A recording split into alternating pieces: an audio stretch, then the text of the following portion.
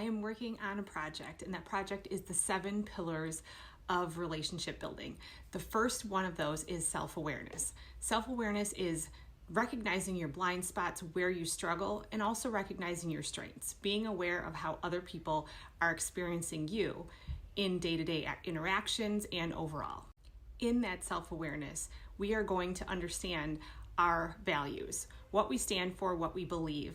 And to have a successful relationship, you have to have the same alignment of those values. So part of the self-awareness is knowing yourself, knowing what you're looking for in friends, in other relationships, love relationships.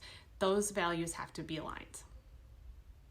Once you know that you both have aligned values and you know that you're on the same page with your belief system, it's going to make it that much easier to trust one another. And that is number 3, is trust.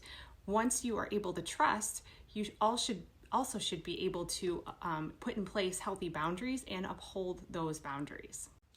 Once you have that trust in place and the boundaries in place, then you'll be able to move into transparency. You can't really be transparent with someone that you do not trust. Once you have that trust, communication and transparency becomes fairly easy.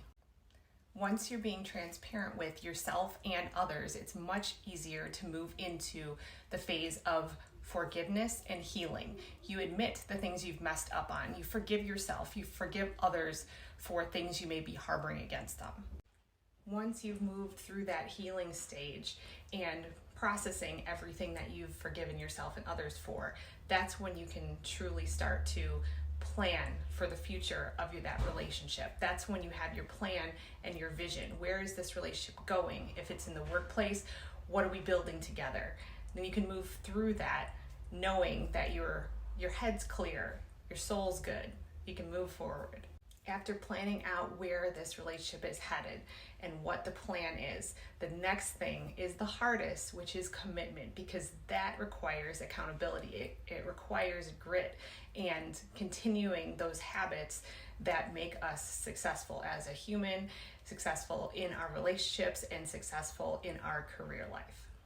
So just to recap, those 7 relationship pillars that are vital, you have to master these in order to have a successful relationship, whether that's with family, whether that's with friends, or in a relationship.